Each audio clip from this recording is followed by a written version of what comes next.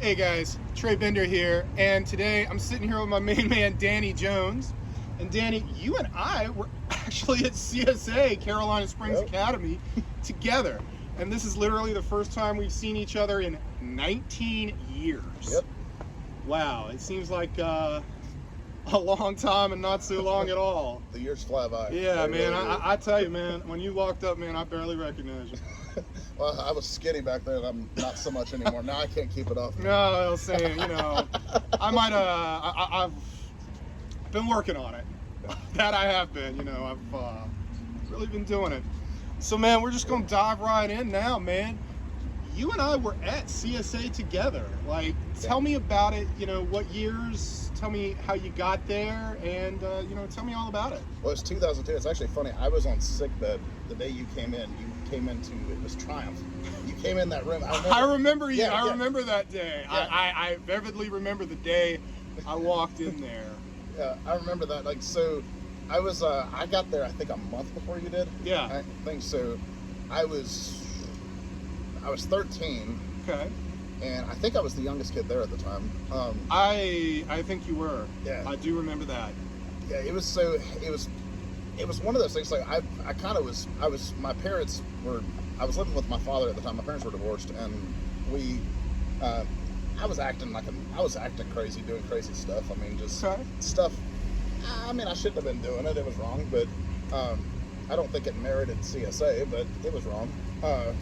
So I'd been to boarding school for a year when I was like 10 up to when I was 11. All right. So I came back home with my mother. My mother's like, you're going to live with your dad. So I'm like, okay, whatever. My house was crazy. And so looking back, I think I was kind of I was kind of acting out in response to that, probably without realizing it. I don't know. Okay. But, so long story short, when I get to CSA happens, I go to sleep one night. I wake up the next morning. Okay. It's about 9 a.m. So I'm thinking, oh shoot, I'm going to be late for school. Yeah. So I get up, and my dad and my mom are not in, or it was my dad's house, so my dad wasn't there, and I'm like, what's going on? So next thing I know, my dad and my mother walked through the door, and we lived in like it was like a double wide almost at the time, because my dad kind of lived out in the country, and so everything was, you could see one end of the place from the other, just sitting anywhere. So I see my dad and my mom walk through the sliding glass door, and my mother's crying. Okay. And she goes, Danny, this thing with your dad isn't working out. We're going to send you to a boarding school again. So I freak out. Okay. I run into my dad's bedroom and I lock the door. Okay. And so my dad's coming over there, pounding on the door. Boy, you better open this door. I'm going to bust it down and it's going to be a bad day for you. You know the whole deal. And so my mom just comes up. You can hear her. She's like, Danny, open the door, son. Come on. So finally I'm like, I'm not going to win this battle, so I might as well. Mm-hmm. So I open it. And I'm like, okay, do I need to pack my stuff? What's going on? And they said, no, we've already got it all in the truck for you. So I'm like, okay, so you guys have been planning this apparently for at least a week. You'd have to. Yeah. And so I end up, so I walk outside with my dad, then I take off running. And my dad's like, boy, you better get back over here or I'm going to tie you up and it's going to, and I'm going to toss you in the truck if I got to. Yeah.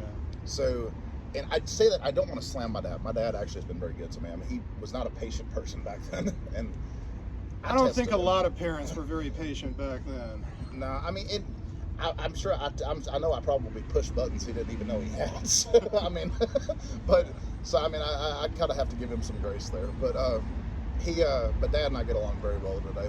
But so I get in the truck and we're driving up there, and I'm sitting there telling my dad, I'm gonna blow that place up. I'm gonna make a bomb out of this, that, and the other, just random household stuff.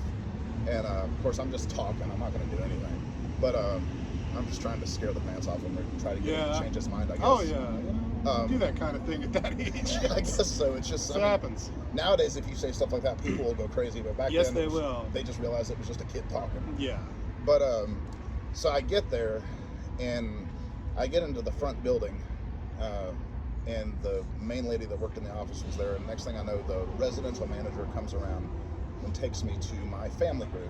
Okay. So, because they have the group once a day, it's their own odd, twisted version of group therapy. Oh It's like- yeah, I'd hardly call. I remember those groups very well. That is not something that I would call therapy of any kind. No. Definitely not. All right, so you got to the family group, then what happened? So I go over there and I sit down. I'm sitting down, and so we're all, everybody sits in a circle. And my dad's standing there, and somebody looked at me and said, "You better go say bye to your dad." I said, "No, I don't want to talk to him." I was mad at him. I mean, obviously. And they said, "You better." And I'm like, I just said no. So he left, and then it was broken to me a few minutes later that I'm not going to be able to communicate with him or any of my family except through letter writing. Yeah. Until I get to level 3, which can take 6 to 8 months or maybe more. So you were just told kind of you could only really communicate with letters. What was going through your mind there? I was in shock, you might say. I kind of lost it even more. I mean, I'm just like, is this real? Like, what's going on here?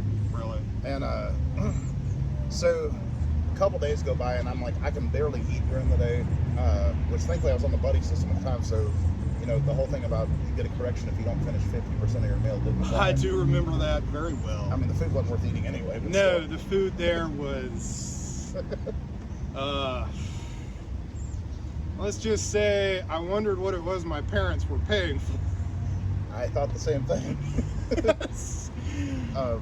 So like I'm sitting, I remember a couple days go by, and a staff member comes to me and says, "Listen, son, you're in the program now, and we're done with this crying, this nonsense, this losing your mind stuff. None of it's over." He said, "Get with the program. We're done." So finally, I'm like, okay, I'm gonna have to start doing something just to at least play along. And so I kind of had to make myself think this was for my own good in order to kind of survive, you might say. Yeah. And so, because I mean, you don't want to sit there and think, well, these people are idiots and all this stuff. Because you in that mindset, you really are going to have a hard time surviving.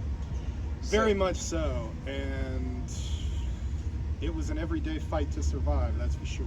It was. And so, I mean, I start going along, and I mean, before I know it, I'm getting every correction you can think of. And just for little stuff, like I'm not, mouthing off. I'm really just doing what I think any normal person would do. And so, like, I might blurt something out, just kind of thinking out loud. Up, cat 2, breaking silence. Yeah. So I'm sitting writing a 3,000-word essay in worksheets at this point. Yeah. And I mean, just stupid stuff.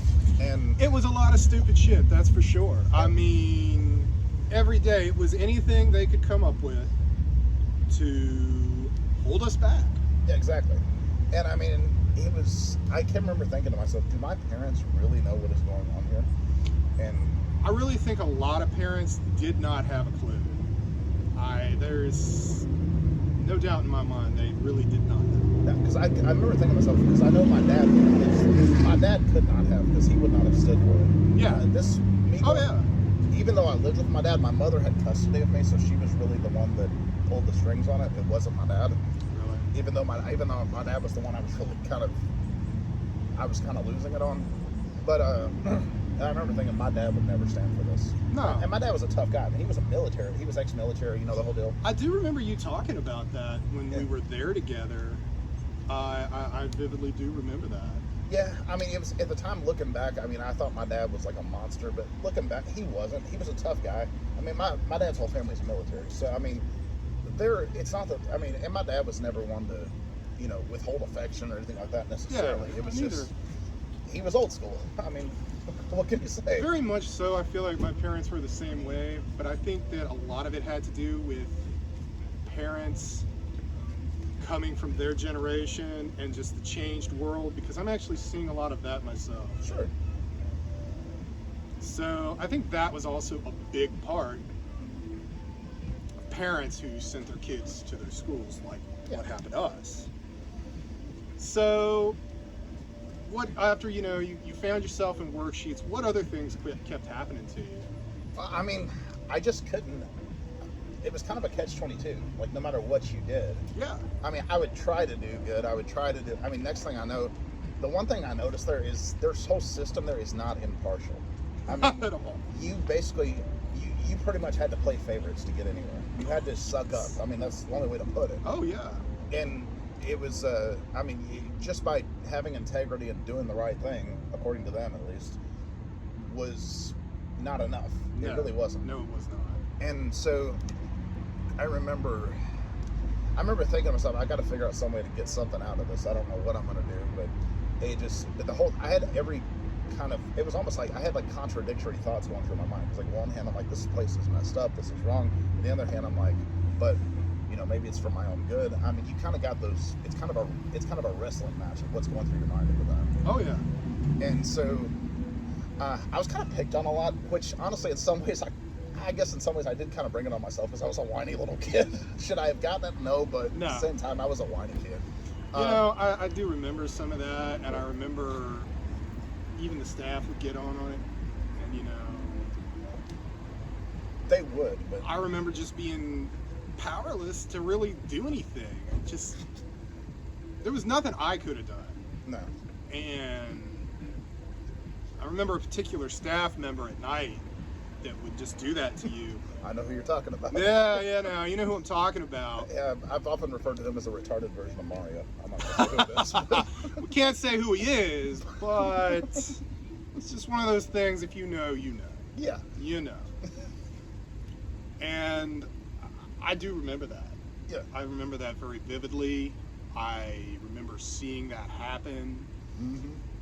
But it just seemed like it had become so normal because this particular person knew full well he could get away with it. Yeah. He did. knew no matter what he did, nothing was going to happen to him. Yeah. And actually, the funny thing is, some of the other night staff there, not him, but the other night staff there, they were actually, a lot of them were actually some of the more decent people there. I can't agree with that because, Yeah. yes, they were actually some of the more decent people working there, which was very odd. I do recall that. Yeah, it was different, but you could tell they were the kind of guys just trying to pay their rent. And one of them would slip us candy and stuff here and there. I do remember that. He was a good guy. He really was. You could tell he probably didn't agree with what was going on, but he was trying to make the best of it. I think so too, and I think he really just needed the job.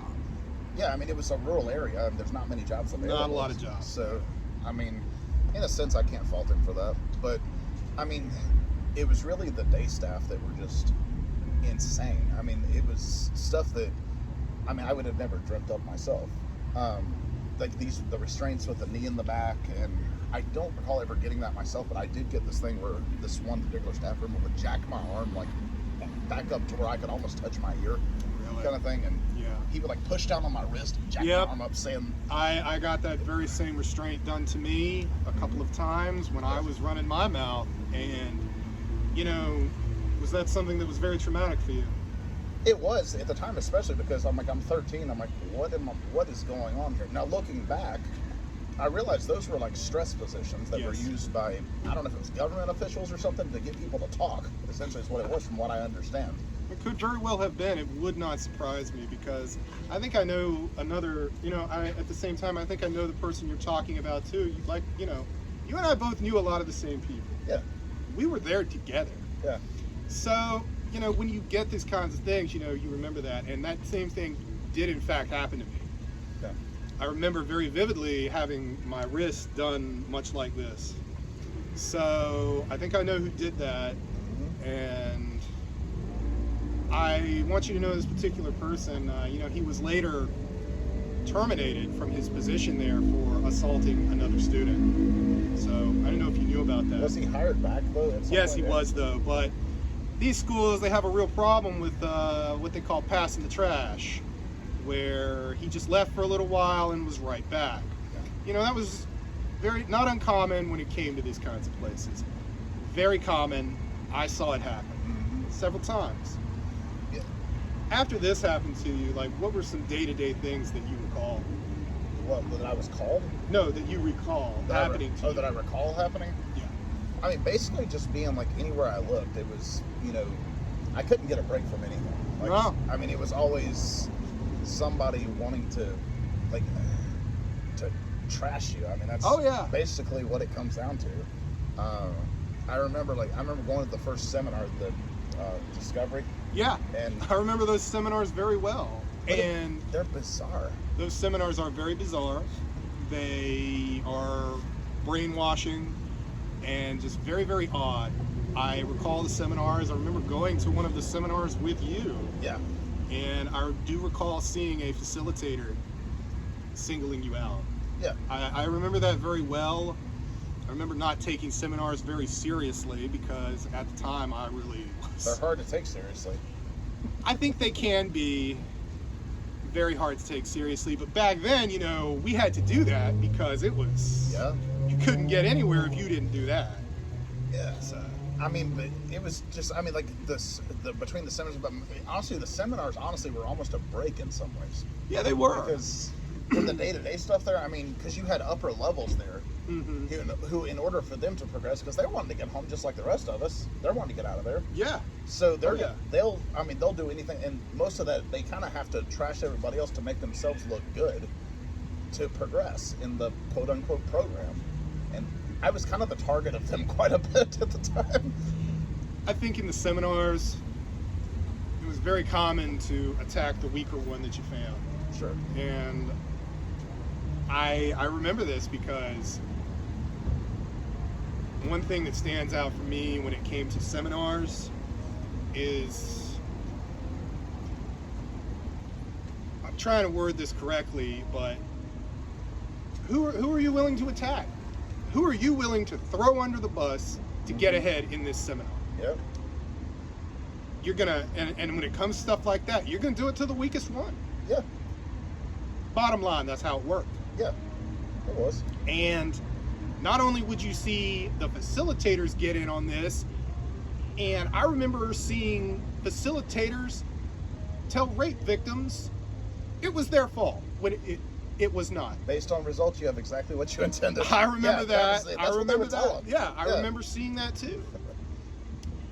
You know, these seminars were very brutal, very bad things, which I look back on now in my adult life and I say, wow, that is not right. No, it was insane. How were you attacked personally in the seminars? I remember, so I recall the first time I went through Discovery twice. Okay. So the first time I remember really well. So you kind of were encouraged to get up, stand up, tell your story. Kind of I thing. do recall that. So honestly, to kind of try, hopefully put myself on a good light, I did that. Mhm. And so, as I was kind of talking about it a little bit and going on like with the microphone stand in front of everybody, the facilitator stopped me, and forgive me for this sounding graphic, what she said. No. She looked at me, she said, "Danny Jones, you're a liar, a cheater, and a masturbator."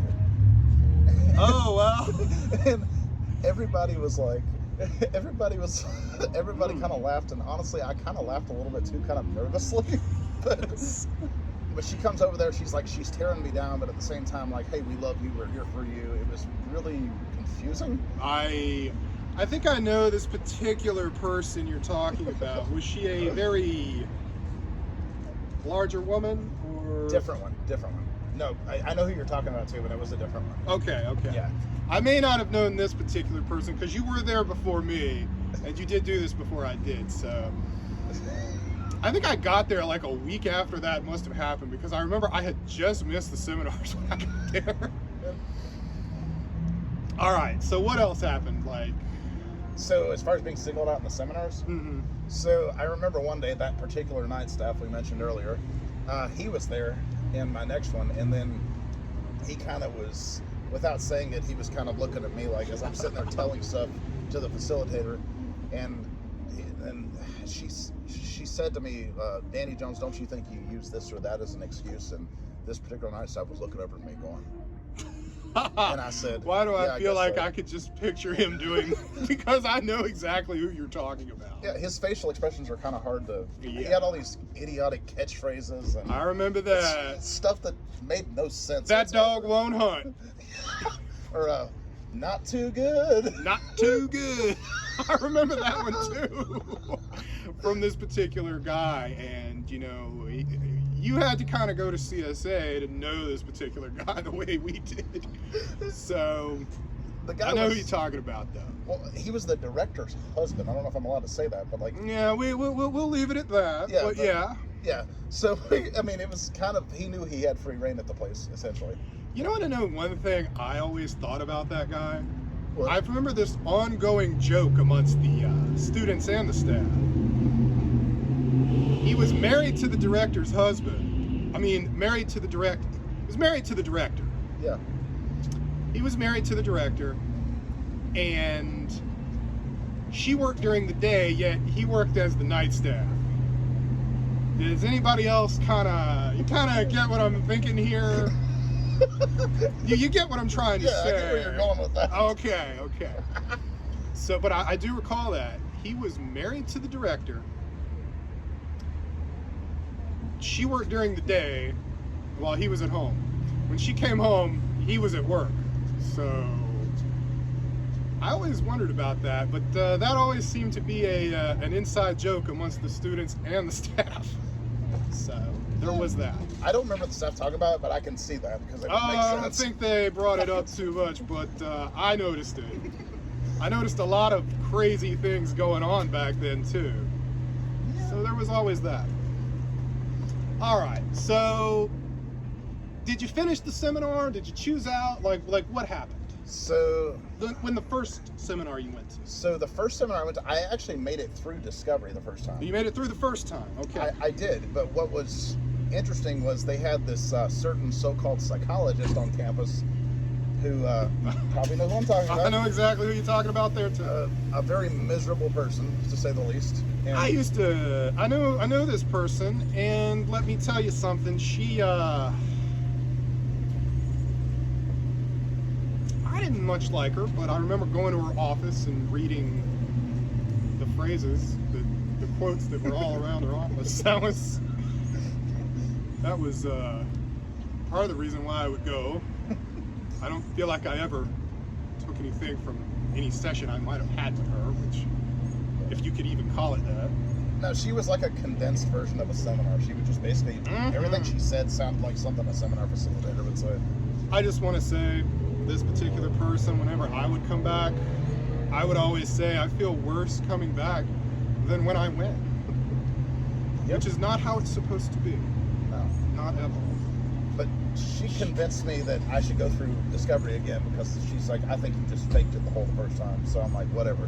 Okay. So I went through again with you, and I chose out. I do remember that. Yes. And I remember that woman that we were talking about earlier.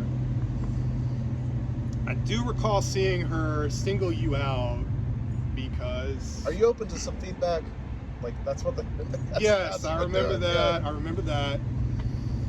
I remember going through the seminar, and it was, I don't know, but yeah, I do remember that. Yeah. All right. So when seminars were over and you got back, what all stands out to you then after that? Like, what do you recall after that happened to you while you were there? So the funny thing was, at first, after the seminar were over, I actually felt kind of good.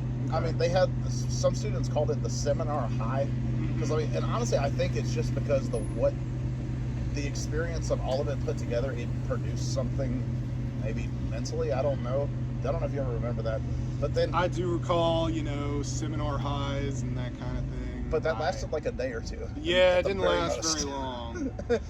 And then after that, it was kind of just back to the same old thing. Okay. You're not being accountable. I want to ask you, do you feel like the seminars that you got anything out of them? Did they do any good for you? Like, what's your opinion on the seminars that you went So, in one small sense, yes. But the only way and it was kind of like some of the concepts of it were not necessarily wrong in and of themselves, but the way they applied them were insanely ridiculous. Like, as far as being accountable for your own actions, taking accountability for your actions, not blaming everybody else for your problems, I'm not disagreeing with that in and of itself. But to make a rape victim accountable for the fact that she got raped, that's a far shot from that. I agree. I mean, it's ridiculous. Regardless of the circumstances around a woman getting raped, I mean, that's still wrong. Right. I mean, very much so. You can't blame her for that. No, you can't do that. And that kind of thing was very big in the seminars. It was. And this kind of thing was just trying to teach. It was supposedly teaching us to be accountable for our own actions. When it came to stuff like that, I never agreed with it. And anybody that said it was, you have to wonder what goes through their minds. Yeah. Well, you kind of had Carolina Springs' favorite sons, and they were the kind of the stars of the show in the seminar. I mean, you can think of a couple of students I'm probably thinking of. Probably. Oh yeah. I mean, it wasn't just, but they were the ones like the junior staff of the seminar, Mm-hmm. and they honestly were worse than the facilitators sometimes. Yes, they were. I mean, You know, I do recall that. But I remember when you got out of the seminar, though, nothing really changed. You No. were still targeted by these staff and by these other students. yeah, I was. And I do recall seeing that. And I was on the receiving end of a lot of it from these old timers, as you called them back then, too. But you actually had the guts to say what a lot of us were thinking, though. You were just like, I don't care. I do remember that. I definitely was still in defiance, that's for sure. And I definitely said a lot of things. You would just be like, staff it, son. Like, you could have I do remember that. I remember a lot of that. You know? Looking back, that's hilarious. You were just like, I don't care, staff it, son. I was just like, what can you really do? But I did get, you know, from some of the staff, you know, I definitely got the wrist a couple times because of it. All right. While you were there, did you see the staff particularly playing favorites? Very much so. Okay. And you know the odd thing about it, Trey, is that some of the same people that were kind of the staff favorites that graduated either when I was there or not long after I left, Mm-hmm. some of those people, a lot, probably actually most of those same people today are either in jail or dead. Yet they graduated the program. You know, it's funny you should say that. I'm glad you touched on that because I have actually noticed that I've seen a lot of people who went much further in the program than you and I did. Yeah. But when we got older and got out into the real world, they didn't go as far. And, you know, it's you see that, you just don't believe it. But it is very real. It is. It's because, I mean, the program, the whole mentality, it doesn't translate into the real world. It just No, it simply does doesn't. not. I mean, Not in any way. I mean, can you imagine going up to your boss or going up to your coworker saying, I'm recommending you a major dishonesty?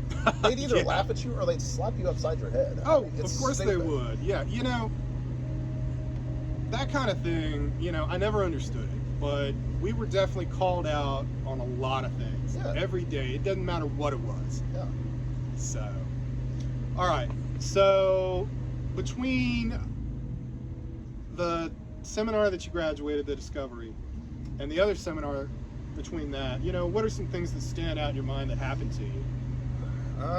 It's kind of the same old thing. Worksheets. Lots of worksheets. Okay. Kind of a funny memory from worksheets. There was a bunch of us in there. I don't remember. I don't remember if you were there that day or not. I don't know. There was this one student there who kind of was, frankly, I mean, frankly he was hilarious. He made a lot of us laugh. But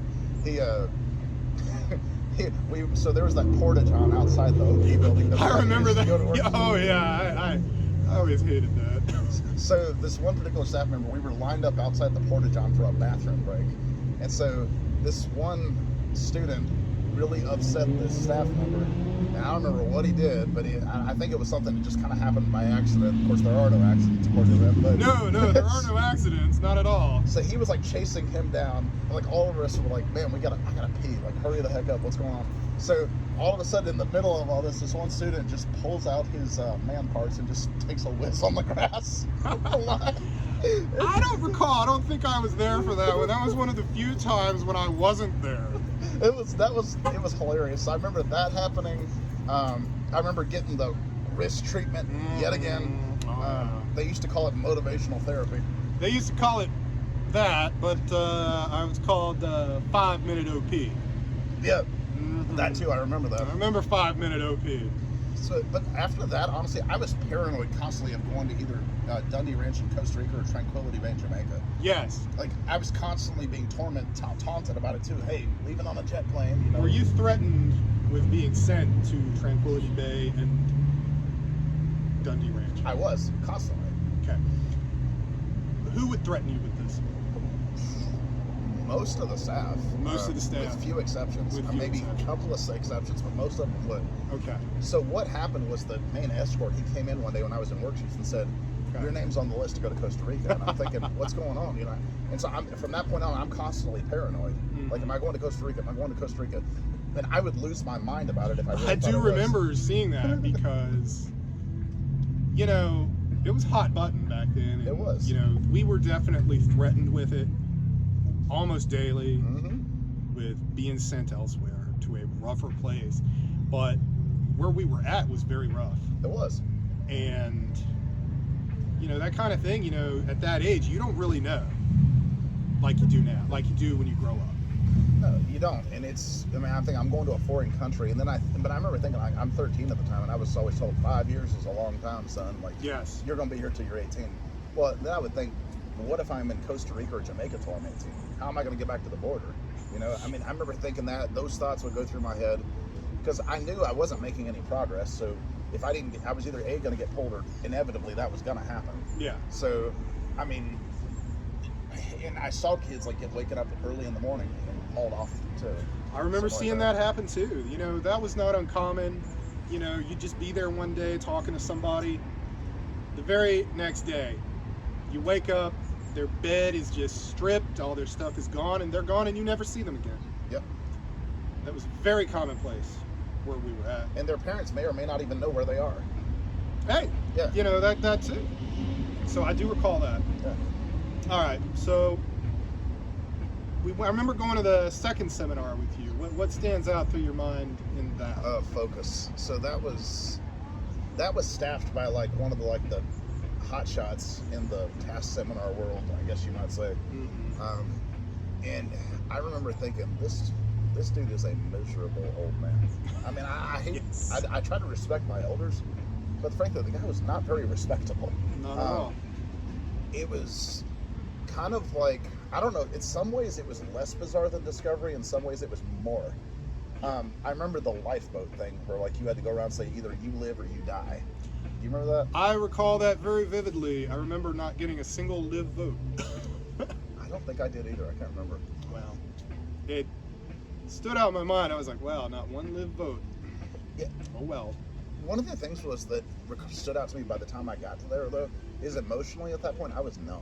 Like, Yeah. I mean, because at that point I had to act like I was losing my stuff emotionally, because you pretty much either, if you didn't, you were kind of said as you're being told you're not being real. So I had to act like I was. Yeah. Whether I Oh really yeah. or It not. was. You had to put on a show in these Yeah. seminars. So another big part of the seminars was putting on your best act. Exactly, it was. And so I remember the lifeboat thing. I remember like where we all had to dress up, like a bunch of the dudes had to dress up as women and like dress up as different things to dance to. I do remember that. But I also remember you left out. At the end of the seminar, I forgot about that. Yeah, I remember you got pulled that very day. Yeah. I remember that. So after you were pulled, what happened to you next? Like, where did you go? Like, did you go home, or were you thrown back into the troubled teen industry? Like, tell me about what happened after that, after Carolina Springs. What happened? So I went home for about a week, and I remember Okay. as I'm in the car with my mother, and she's driving me back to Georgia, where I'm originally from. Okay. I remember almost feeling like, I don't know if you want to say institutionalized. It felt strange to be in the outside world. Yes, It, I know exactly what you're talking it didn't about. feel normal. Right. And so I get back to Atlanta, and then about a week later, I'm flown to another place in North Idaho. North Idaho. North Idaho. So, I mean, I'm there. I remained there for 2 years. Now, this place in some ways was worse than CSA. In some ways, it was better. Okay. The food was better, and you actually got enough where you didn't feel like you were starving half to death.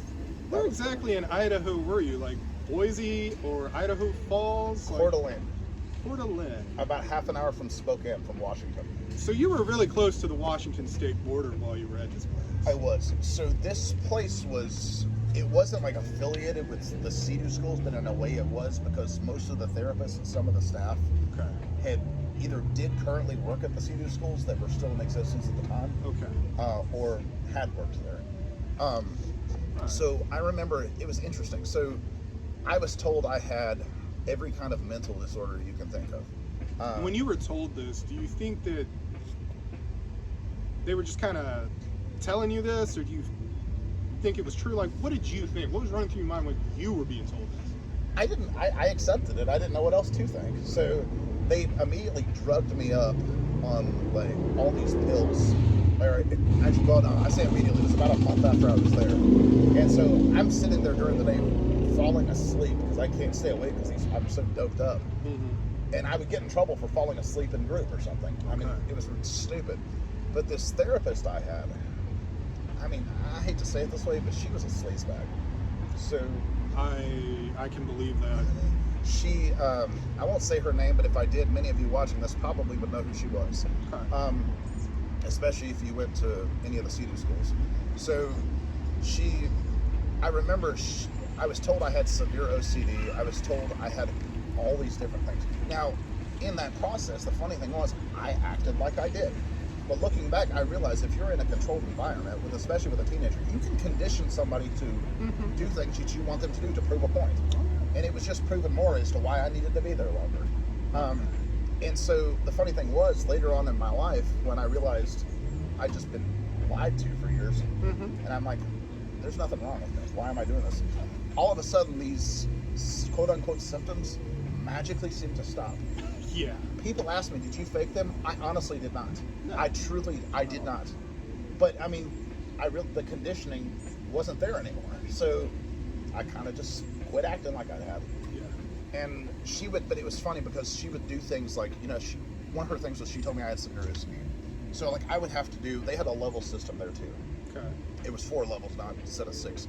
But I ended up actually that one place I made it to the 4th level, although I didn't even make it a level 2 at CSA. I barely made level 2 at CSA. And when I did, I didn't keep it for very long.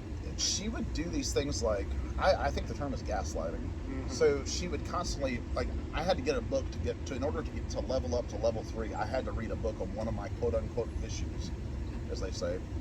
And I had to get this book from my therapist.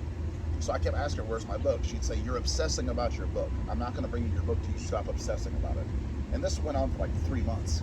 Wow. And it's like, I'm not obsessing. You know, you kind of need the book to level up. Yeah. So, and I look back and I'm like, that's classic gaslighting. It was just she was using that to reinforce what she wanted me to think. And I can see that looking back. And mind you, she was getting paid very well. I know a lot of people working in that industry will all be paid very well. Yeah, and like, so a couple of the staff from that place I'm actually still friends with. And I talked to one of them last year, and he was like, that place was so messed up, man. He's like, honestly, I was trying to make it as easy for you guys as I could. But he actually told me there was another staff member there. He's like, you remember that guy? I said, yeah. He said, I wanted to beat him with a baseball bat. That was a staff member saying this about like a team leader there. And it's like you see the relationship the staff. Yeah. I mean, so what they do is they push you to the point of insanity, and then when you broke, they'd say, oh, look, that just proves our point. Yeah. I mean, that's all it was. Gaslighting at its finest. Yeah. I mean, that's... but looking back, in a way, I mean, I'm a Christian, so I see God's hand in it looking back. Was it a good thing? No. Do I believe God turned it for good? Absolutely. I believe it's made me a stronger person. I believe it's made me, honestly, it taught me how to persevere, how to dig my feet in and get where I need to go. And I'm a businessman today. That's good. And I mean, I'm self-employed, and I have to have that kind of grit to be able to survive. Yeah. Or my business is going to flop, and I'm going to be without a paycheck. Yeah, you can't be without that these days. No, for sure. So, I mean, looking back, I can appreciate aspects of it, but it was horribly wrong. And if anybody said, would you send your kid any of that? They'd no. No. Absolutely not. No. While you were at Idaho, is there anything that stands out in your mind that happened? Like any incident? Any altercation with any of the other people? Well, yeah, actually. I remember at one point I was just kind of losing my mind. Okay. And kind of just being in that place. It was kind of it was programming in a different sort than CSA, but it was still programming. And so I kind of just lost it. And I think I took like the plastic part of a shoelace and kind of scratched my arm a little bit. Okay. Just trying to feel something. So I wasn't trying to kill myself. I was just trying to feel something, you might say. Yeah. Well, they got wind of it, and they locked me in like what they call the observation room and treated me like I was just going to blow the place up. Was the observation room like some sort of isolation? Or Yeah. Okay. Was it padded or bricks? No. It wasn't padded. It just had regular walls, but it was so they could keep an eye on me, kind of thing. Were you made to sleep in there or what? Yeah, sleep in there. I couldn't wear my regular clothes. They made me wear scrubs, and Wow. it was, and basically you were cooped up in that room. If you came out, you were seen as if you walked out of there without asking permission. They weren't as hard-lined about it as they would have been at CSA. It was kind of like, hey, you need to go back into your ops room, as they called it. Okay. I'm like, but I need a drink of water. I need to, go back in there and ask for permission Oh, first. wow. And so I'm in this room and I'm losing my mind. I'm getting like, I don't know if I'm gonna say claustrophobic, but like you're cooped up in any room under that kind of pressure for that long. Yeah. And so, but just little things they would react very harshly to, kind of in a different but similar way than CSA. And just the people that worked there, the therapists were crooked. I mean, it was about money. I mean, it's Of course it what it was. comes down to at the end of the day. Of course it was. Yeah. And in a lot of ways, it was kind of like a base camp for the CEDU schools, because a lot of the kids that ended up there ended up at the CEDU schools of some sort or another. That does not shock me at all. Yeah. All right. So you were in Idaho for 2 years, you said? 2 years. 2 years. How old were you when you got out? I was 15 going on 16. Okay. Did you complete their program, or were you pulled out of it? No, I completed it. And then I left there and went to another boarding school in Connecticut, and stayed there 6 months, and finally came home. And I was 16 when I came home. You were 16 when you came home. All right.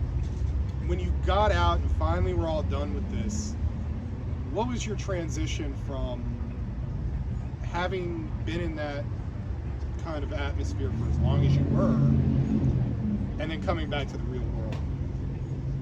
It was different. It was different. It was different because it didn't. Again, it kind of almost didn't feel normal. Okay. Because it's like when somebody's been in prison for a few years, they come out and they say they were institutionalized. Oh yeah. That's what it felt like.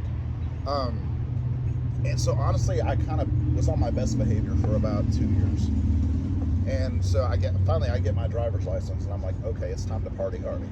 I mean, for lack of a better way of saying it, I go out, I start drinking, I start smoking pot, I start, I never did any serious drugs, but I smoked a lot of pot, I drank. I ended up in jail a couple of times for possession of marijuana. And by God's grace, I no longer have a record. It was expunged, but That's good. but yeah, I mean, I was that was back when weed was still illegal in every state. Oh yeah. But I mean, I just kind of lost it. I just started rebelling like crazy, and because it's one of those things, that programming, it'll last to a point, but eventually it's gonna wear off. Oh, very much. You're going to get out there and you're going to see all these things that you feel like you missed out on. Yeah. And you're going to go out there and do it. That's exactly what happened to me. So, But I mean, eventually, like when I was 19, after I'd been to jail twice, never for very long. It was like a week the first time and 17 days the second time. I got out, and I mean, again, like being a Christian, like God got a hold of me at that point. I'd become a Christian, and I really credit God with everything. I credit Christ with everything, because He really turned my life around that's good. in a large way. And I finished my GED, which I didn't even have that at that point. I got in college, got a degree, and didn't end up in kind of a roundabout sort of way. I actually went to Bible school, and then I ended up starting a business doing insurance, and done it for years. Married, hopefully have a kid soon. Wow, Danny, you have come way, way further than the same people who told you would never go anywhere. Because I remember that. I remember some of the staff. And, seeing how far you've gone now really makes me happy. I like seeing people succeed. And I'm so happy to see that you've gone so far and overcome so much. What about this whole, everything that happened? What about it do you carry with you to this day? A lot of the memories. It's funny because like there's times, even with my wife, and my wife I love more than any person on this planet. Mm-hmm. And but there's times like she might say something a certain way, and it might trigger a memory of something, Yes. and I might react harshly to her. And there's times I'm like, "What the heck did you just do? Did you just say to me?" Yes. And I'll have to humble myself and apologize later. Oh, yes. And- I actually had something like that happen to me just a few days ago. And that is totally normal for people who've gone through things like we have. Thankfully, she's probably the most patient person on earth, and she's Then you're a very lucky guy. I've been truly blessed. I mean, I should say you have. she truly, I mean, I went through a lot of relationships and had trouble because of things like that with them. And with her, I mean, she knows everything about me. She knows more about me than most people do. And she still was like, well, honey, I mean, that wasn't your fault. I'm sorry you went through that. She's like, you know, but I'm proud of you. And she's like, I believe the Lord's brought you a long way. And I would say the same. And we've got a great marriage. I mean, certainly not a perfect one. There is no such thing. No. And there's no perfect people, so there can be no perfect marriages. That's right. The only perfect one there ever was Christ, and they nailed him to a cross. So Yeah, you know, you got that. I mean, so there's no standard of perfection, but I'd say we have a great marriage. Well, you know what, Danny? I am so happy to see you succeed and see where you've come. You know, it really makes me happy because, you know, I look at some of those people who told me, you know, talked down to me, but I feel like I've really gone further than I'll admit sometimes. You have. So, and I never thought that anything like that would ever happen to me. What's crazy, some of the biggest refusers in the program have actually turned out all right. And I have noticed that. I have noticed that. I say the same of you, man. I'm proud of you and see how far you've come with it, man, because you and I both were told like we were essentially scum of the earth without. I remember getting that on a daily basis, but I think the key that for me was that I never let that get to me. I would just laugh and do what made me happy. Yeah. But you know that was just a part of being there. You know, you were going to be talked down to. You're going to be told you'll never make it in life. You'll never go anywhere. But I never believed that. You know, by the looks of things, you never believed it either, and I'm so happy to see that. You know, getting out of there, so it was a big adjustment for you. Absolutely. Absolutely. In your early adult life, did it affect you in many ways too? It did, because honestly, one of the things was my mother bought a lot of that propaganda. So even when I did come home, she still kind of was, well, you'll never be able to do anything with, you know, your life. She wouldn't say it in so many words, but she kind of believed that. And all those years I spent in programs, I wasn't taught life skills. I wasn't taught a lot of things. I was never taught how to hold a job. I was never taught how to balance a checkbook. Yeah. I had to learn a lot of these things the hard way. I had to learn a lot of things the hard way too, and you know, that's okay.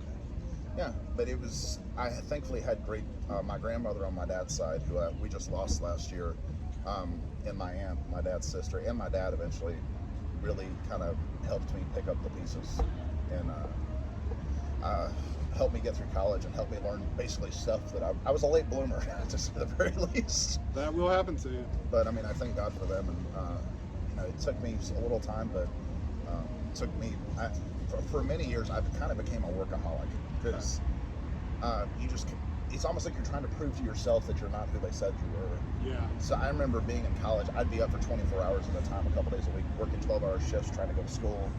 And I remember somebody asking me, what are you trying to prove and who are you trying to prove it to? And so it kind of came out that way for a while, until eventually I just basically kind of burnt out and had to recover from that, from burning the candle at both ends.